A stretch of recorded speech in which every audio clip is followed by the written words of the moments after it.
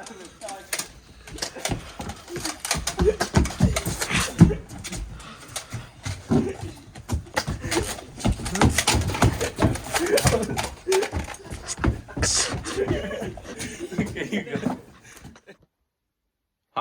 I'm Conan, and this week we're going to be joined by a variety of guests. We will be exploring how mobs think and how we can stop them by reaching out to them. We'll be interviewing tonight some of those who have been under the influence of a mob, as well as some who are still under the influence of a mob. Feuding for decades, the Grangerfords and Shepherdsons will be our study tonight, where we'll be interviewing and meeting with members of each family, as well as some bystanders who have been surveying the feud. From the Grangerfords, we'll have Buck Grangerford, the youngest of the family, and from the Shepherdsons, we'll have Harney Shepherdson. We'll also have Huckleberry Finn, a bystander who has been surveying this family on his trip across the country. I hope you all enjoy tonight's show and stick around till the end. Now, we're headed over to Beowulf, our reporter with our very first guest who has come all the way from Virginia. I got you, Conan. Alright. I'm live with Buck Grangerford, one of the children involved in the recent shooting. Appears to have happened by, the bushes. Buck, what do you have to say about this crazy incident? I'll tell you, that was crazy. It was was just walking by the river when that heathen Harney Shepherdson rolled up with the strap. Believe me when I say I'll get that bastard next time. Okay, Buck, I need you to do a little explaining for me, alright? So tell me this here, Buck. Why in the world are you guys shooting each other? Killing each other? Seriously, help me understand, man. Come on, man. Look at me when I say this, dude. Why is all this fighting happening, dude? Well, I guess I'll explain to you. I was explaining this to my friend Huck earlier, and I says, well, a feud is this way. A man has a quarrel with another man and kills him, and then that other man's brother kills him, and then the other brothers on both sides goes for one another. And then the cousins chip in, and by, everybody's killed off, and there ain't no more feud. Then Huck says, what was the trouble about, Buck? Land? I tells him, I reckon maybe. I don't know, he replies. Well, who done the shooting? Was it a Grangerford or a Shepherdson? I tells him again. Laws, how do I know? It was so long ago. Buck, you're a bright young kid, bright young fella. I wouldn't think that you want to kill us, though. What's going on? Well, see, at this point, it's just about honor. Everyone in my family and every one of the Shepherdsons strives to kill one another, so I need to, too. I can't let down my pops, so instead, I got to go killing Shepherdsons. My goodness, Buck, I appreciate the interview. It was nice talking to you, sir. All right, Conan. Talk back to you later. Thanks, Beowulf. Now, we'll be going back to Beowulf with his interview with Harney Shepherdson. Conan, thank you so much, man. Thank you. Conan, thank you. All right. I'm here with Harney Shepherdson, a member of one of the families involved in the recent feud between the Grangerfords and the Shepherdsons. Now. Absolutely, sir. Harney, okay. What happened? What were you doing? What happened? Listen. Okay. I was just riding on my horse this one fine day, and Buck pulled up with the 9. It wasn't me. It was him. Wait. He had the 9. Wait. What is the 9? Good heavens! You know what a 9 I don't. is. One of them things you pump them rascalins with lead. You know, one of those things you shoot bullets from, you know. A gun? A gun? Yeah, a gun. Oh my! I know what a gun is. Yeah, a gun. Okay, who was he with? Buck and that Huck boy were done hunting in the woods. See, me and Buck's family don't get along. Haven't ever gotten along. Never will get along. It's all up in the air. It ain't no surprise that they attempted a pot shot at me. It's the Lord's work that I stand with you here today. Well, did you shoot him? Nah. What do you mean, nah? You got a nice strap on you. Why not? Even though feud is a feud, I'm done feuding. I've had enough. I just got on my horse as soon as I saw the conflict coming. I don't want any of it anymore. None of it. I can understand that. I appreciate your time, Harney. Thank you so much. Thank you. Thank you, sir. Thank you. Now, for our interview with Huckleberry Finn, who also goes by Huck. I appreciate your time. Thank you for joining me. Just a couple of questions for you. Sure. Alrighty. Huck, it's come to my attention you've experienced some murders going down between these two families here. Is that so? Yes, sir, that'd be the truth. That would be the truth, okay.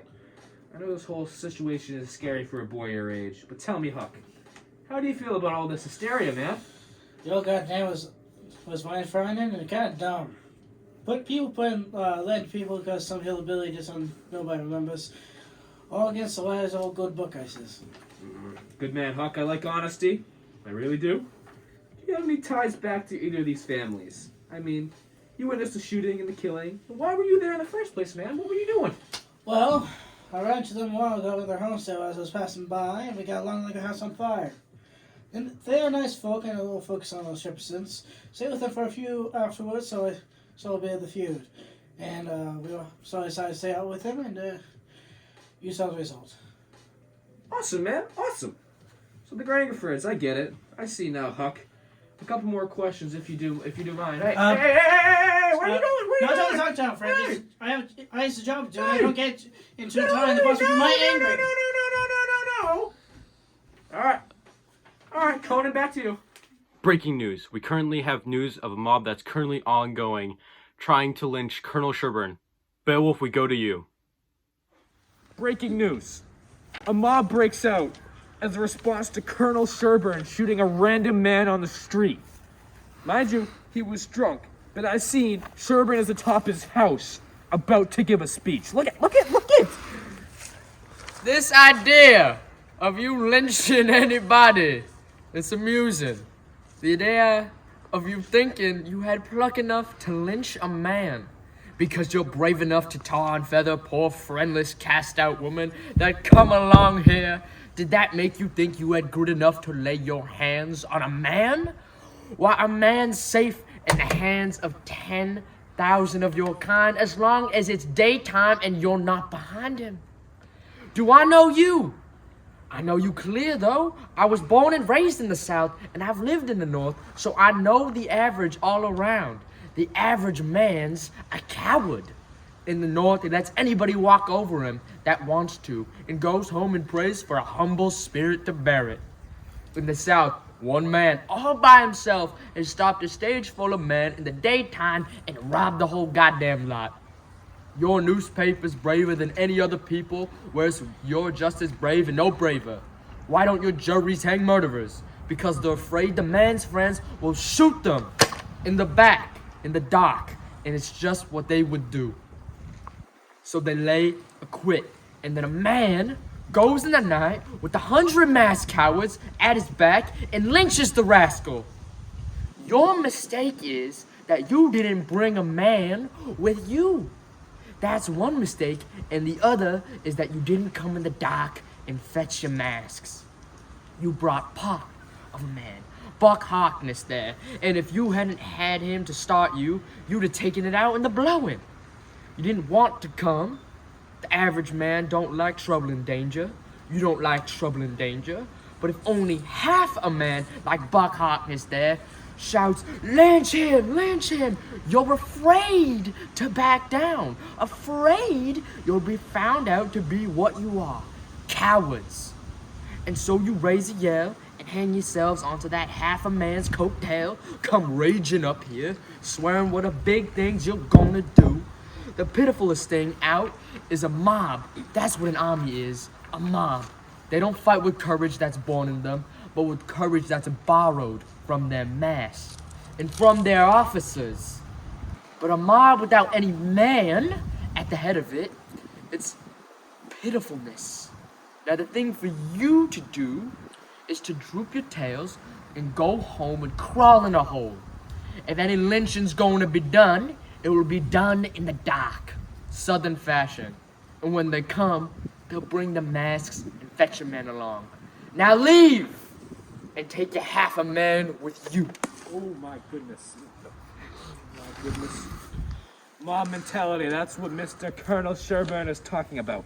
The idea that specific ideas, goods, or people have the ability to attract a large sum of people.